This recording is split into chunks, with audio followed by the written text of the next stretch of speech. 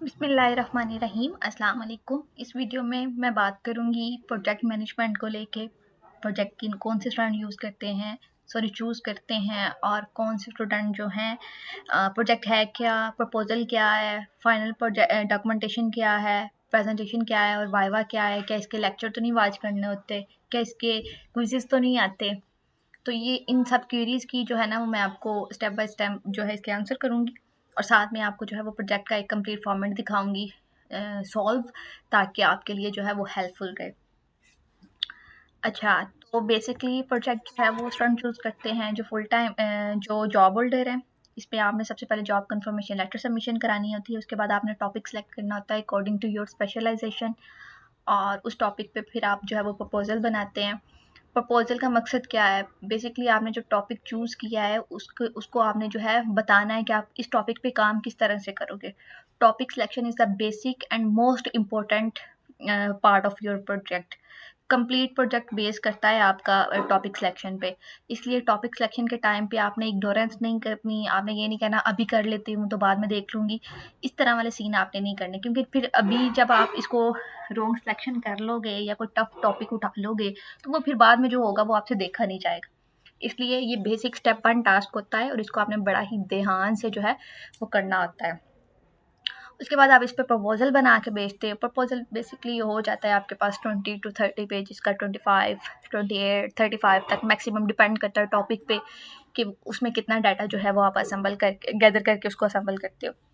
तो ये चीज़ आ गई। जैसे फिर आपका प्रपोजल अप्रूव्ड हो जाता है तो आप फिर जो है उस पर फाइनल डॉक्यूमेंटेशन करते हो। लाइक अगर आपका प्रपोजल रिजेक्ट हो गया है या इंस्ट्रक्टर आपको कह रहा है कि आप इस टॉपिक पे काम नहीं कर सकते, कोई और टॉपिक चूज़ करो, तो फिर सेम आपको वो दोबारा से न्यू टॉपिक उठाकर उस पर प्रपोजल बनाकर भेजना होता है। बेसिकली ये आपके पास 2 चांसेस होते हैं प्रपोजल को अप्रूव करने के। तो अगर आप उसको नहीं कर पाते तो वो आपको फेल डिक्लेयर कर देते हैं। ये चीज़ होती है। सेम लाइक आगे फाइनल डॉक्यूमेंटेशन आ जाती है। जैसे ही आपका जो है प्रोजेक्ट प्रपोजल अप्रूव्ड होता है तो फाइनल डॉक्यूमेंटेशन में आप काम करके भेजते हो। अगर आपकी उसमें मिस्टेक्स हैं या आपने जो है वो डाटा एनालिसिस नहीं प्रॉपर की हुई तो वो कमेंट्स लग के आते हैं।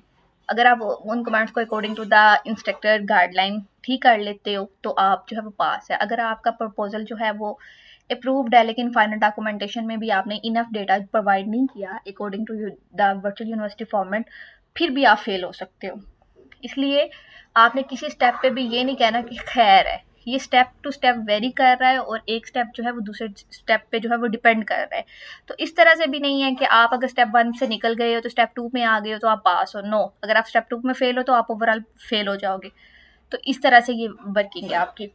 उसके बाद जैसे ही आपकी फाइनल डॉक्यूमेंटेशन होती है फिर आपकी प्रेजेंटेशन और वाइवा होता है। फाइनल डॉक्यूमेंटेशन तक जो है ना आपका 80% डॉक्यूमेंटेशन हो गई होती है।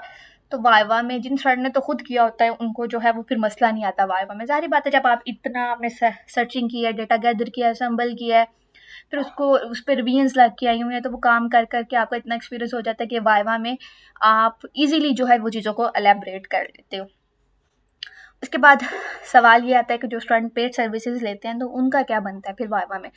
उनको प्रॉपर जो है वो फिर प्रिपरेशन कराई जाती है एंड ऑफ द सेमेस्टर में कि कौन से टूल्स यूज़ किए गए हैं, किस तरह से चीज़ों को गैदर किया गया है, असम्बल किया गया है, इंस्ट्रक्टर किस तरह से क्वेश्चन कर सकता है, आपने किस तरह से आंसर करना है। समझ आ रही है बात? तो इस तरह से ये जो है वो चीज़ें चलती हैं और इंशाल्लाह और माशाल्लाह जो है वो स्टूडेंट भी वाइवा क्लियर कर लेते हैं। अब चलते हैं प्रपोजल की तरफ, देखते हैं कि मैं आपको एक टॉपिक दिखाती हूँ और उस पर जो है ना वो सब प्रॉपर प्रपोजल दिखाती हूँ। आपको पता तो चले काम होता कैसे है, काम है क्या। अच्छा जी, ये है हमारे पास प्रपोजल ऑन द टॉपिक है। टॉपिक पे प्रपोजल बना हुआ है, impact of team work on employee productivity, a case study of Nestle. Nestle पे के जो एम्प्लॉय उस पर काम किया था गया था, क्योंकि ये सर्वे किया था हमने, क्वेश्चन बनाने थे, तो उसके लिए ये केस स्टडी जो है वो नेस्ले की है। ये बेसिकली नेस्ले लाहौर, ठीक है। और impact of the team work बताया था कि टीम वर्क का क्या इम्पैक्ट होता है एम्प्लॉय प्रोडक्टिविटी पे। ये हमारा टॉपिक था, इस पे हमने काम किया। अच्छा, टॉपिक सिलेक्शन को लेकर आपने अपनी अकॉर्डिंग टू योर स्पेशलाइजेशन काम करना है। अगर आप फाइनेंस के हो, आपने फाइनेंस को लेके चलना है। अगर आप पैड की हो, आपने जो है उसके मुताबिक चलना है। अगर आप अकाउंटिंग के हो, आपने उसके मुताबिक चलना है। अगर आप मैनेजमेंट के, उसके मुताबिक। मार्केटिंग के हो, अगर आप बैंकिंग के हो, फाइनेंस के, मतलब कि आपने अकॉर्डिंग टू योर स्पेशलाइजेशन काम करना है। ये नहीं कि आप कोई भी रैंडम टॉपिक उठा लो और उस पर काम स्टार्ट कर दो। अब चलते हैं, इसको देखते हैं प्रपोजल बनता कैसे है। सेम लाइक ये देखें, रिपोर्ट इज सबमिट टू ये आ गया, सबमिशन डेट आ गया। अच्छा, इधर से मैंने स्टूडेंट नेम भी लिखा जाता है, स्टूडेंट आईडी भी लिखी जाती है, सबमिटेड बाय, और जो है वो सेशन भी लिखा जाता है। वो चीज़ें मैंने कट की हैं क्योंकि स्टूडेंट की थी। अब आ गया हमारे पास टेबल ऑफ द कंटेंट। इसमें हमने क्या क्या कवर किया है। सबसे पहले चैप्टर 1 में है इंट्रोडक्शन ऑफ द प्रोजेक्ट।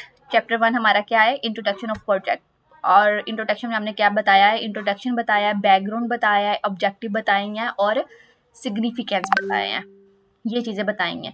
फिर चैप्टर 2 है हमारे पास। चैप्टर 2 में हमारे पास आ जाता है रिसर्च मेथोडोलॉजी, यानी कि टाइप ऑफ द रिसर्च क्या है, डेटा कलेक्शन सोर्स क्या है, डेटा कलेक्शन टूल्स क्या है। डेटा कलेक्शन सोर्स में कि आपने इंटरव्यू के जरिए डेटा गैदर किया है या आपने जो है वो सर्वे करवाया है।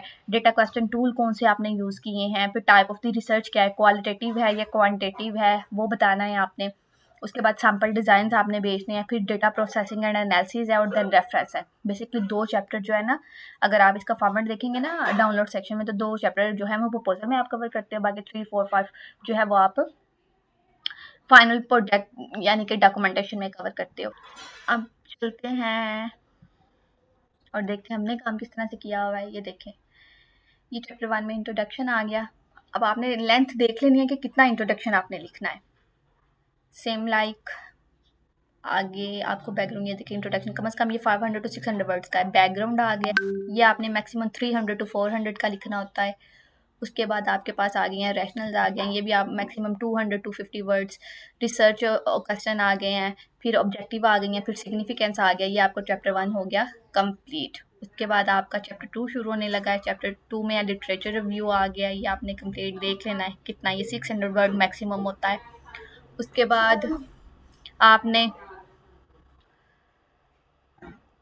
बाद आपने जो है वो कंसेप्चुअल फ्रेमवर्क, ये चीज़ें आप देखते जाइए किस तरह से काम जो है वो हुआ है। फिर चैप्टर 3 हमारे पास मेथोडोलॉजी आ गया, टाइप ऑफ रिसर्च आ गया, टाइप ऑफ स्टडी आ गई है, डेटा कलेक्शन सोर्स आ गया, डेटा कलेक्शन टूल्स आ गए हैं, पार्टिसिपेंट्स आ गए हैं, यूनिट ऑफ एनालिसिस आ गए हैं, sample technique, data collection, data processing and analysis. उसके बाद ये रेफरेंसेस आ गए हैं। ये है complete detail of the proposal. इस तरह से आपने जो है वो अपना प्रपोजल तैयार करना होता है। समझ आ गई? ये देखिए, ये पूरे रेफरेंसेस लिखे हुए हैं। ये हो गया आपका प्रपोजल कंप्लीट। अगर आपको समझ नहीं आती, आपने पेड सर्विसेज लेनी है, देन आप रब्ता कर सकते हैं इधर। बाकी अब चलते हैं हम अपनी फाइनल डॉक्यूमेंटेशन की तरफ। इसी जो है ना, ये जो प्रपोजल दिखाया है जिस टॉपिक पे, उसी की डॉक्यूमेंटेशन भी दिखाती हूँ। अच्छा, ये आ गई अब हमारे पास डॉक्यूमेंटेशन इम्पैक्ट। वो प्रपोजल हमारा अप्रूव्ड हो गया, उसके बाद फिर ये स्टेप 2 आता है आपके पास। इसको आप फाइनल डॉक्यूमेंटेशन भी कह सकते हो, प्रोजेक्ट भी कह सकते हो, या स्टेप 2 भी कह सकते हो, डिपेंड्स ऑन यू आप इसको क्या नाम देते हो। इसमें देखें, अब इसमें हमने क्या क्या किया है। इसमें भी देखें, लेटर ऑफ अंडरटेकिंग आ गया, एब्स्ट्रैक्ट्स आ गए, उसके बाद टेबल ऑफ द कंटेंट। अच्छा, ये देखें, chapter 1, chapter 2 literature view, chapter 3 methodology, data collection source, data collection tools, objective data processing analysis. इतना काम जो है ना चैप्टर 3 तक, ये हम प्रपोजल में कर चुके हैं। यही आपने वहाँ से जो आपका अप्रूव्ड हुआ है वही आप पेस्ट कर सकते हो। अब बेसिकली जो ये फाइल है ये स्टार्ट होती है डेटा एनालिसिस से। डेटा एनालिसिस में हमारे पास समरी आ जाएगी। फिर चैप्टर 5 है हमारे पास। ये डेटा एनालिसिस जो है ना, यही आपका कोर ऑफ द प्रोजेक्ट जो है काम है, और यही मेन काम है। और इसी पे आके स्टूडेंट जो है ना वो फंसता है। स्टूडेंट को समझ नहीं आती कि ये हम इसको किस तरह से करें, क्योंकि वो बाकी तो चीज़ें आप कर लेते हो, यहाँ पर आके आप चैप्टर 4 जो है ये मोस्ट इंपॉर्टेंट चैप्टर है। उसके बाद मेथोडोलॉजी में भी स्टूडेंट फंस जाता है क्योंकि उसको सर्वे करना नहीं आ रहा होता। और वो वहाँ ये जो है ना चैप्टर 2, 3 और 4, चैप्टर 2 लिटरेचर व्यू, इसके वाइवा में बड़े क्वेश्चन किए जाते हैं। मेथोडोलॉजी में आपने जो अगर क्वेश्चन सबमिट नहीं किया है फिर भी आप फेल हो सकते हो। Data analysis most important part. और चैप्टर 5 आपके पास कंक्लूजन, रिकमेंडेशन, लिमिटेशंस में से भी क्वेश्चन पूछ लिए जाते हैं। देन आगे आपके पास रेफरेंसेस, अभी इसको भी देख लेते हैं ये किस तरह से सॉल्व हुआ है। अच्छा, ये जो फाइल है ना, ये तकरीबन 40 पेजेस की फाइल तैयार की हुई है मैंने। मतलब अभी यहाँ पर आपको स्क्रीन में नहीं नज़र आ रहा होगा, लेकिन ये 40 पेजेस का वर्क है। अब ये सेम वही चैप्टर 1 समझ लेंगे, वही जो चीज़ें हमने लिखी हुई थी ये वही आ रही हैं चैप्टर 1। और चैप्टर एनालिसिस से दिखाती हूँ ना, ये तो आपने ऑलरेडी चीज़ें एक्सप्लोर कर ली हुई हैं। हाँ, यहाँ से ये हो गया ना। इधर से आप देखते हैं यूनिट ऑफ एनालिसिस आ गया हमारे पास, सैम्पलिंग टेक्निक्स आ गई, डेटा कलेक्शन आ गया, एनालिसिस एंड डेटा प्रोसेसिंग आ गई। और इसके बाद आप देखते जाइए चैप्टर 4 आ गया, डेटा एनालिसिस, जो मैं कह रही थी कि मोस्ट इंपॉर्टेंट है। ये देखें, data collection tool, number of atoms, इस तरह से किया। उसके बाद ये रिलायबिलिटी स्टैटिक, ये बेसिकली SPSS सॉफ्टवेयर होता है, उस पर आप ये सारी जो है वो कैलकुलेशन करते हैं। ये आपका ग्राफ आ गया, ये कंप्लीट आपने जो एनालिसिस है ये की हुई है आपने SPSS सॉफ्टवेयर पे। उसके बाद आपने ये रिजल्ट यहाँ पर जो है वो लिखे हैं और कंप्लीट डिटेल्स जो हैं वो बताई हुई हैं। ये जो कस्टमर किया हुआ है ना, ये उसकी एनालिसिस है और उसकी डिटेल आ रही है, ये सारी description, stats, team work, employee productivity, जो हमें सर्वे में मिले थे ना रिव्यूज़, उसके मुताबिक जो है इसको कैलकुलेट किया गया है। फिर ये हमारे पास कंक्लूजन आ गया, मॉडल समरी ये है,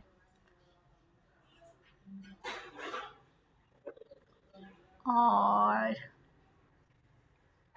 प्रोजेक्ट समरी ये आ गई हमारे पास। चैप्टर 5 आ गया, कंक्लूजन, रिकमेंडेशन एंड लिमिटेशन आ गया। ये भी आप देख लें, इस तरह से ये जो है ना कंप्लीट ये आपका प्रोजेक्ट है। ठीक है, ये था आपका complete project. Hope so this video will be helpful for you. बाकी अगर आपको पेड सर्विसेज लेनी है, रब्ता कर लें मेरे साथ इस नंबर पे। थैंक यू एंड अल्लाह हाफिज़।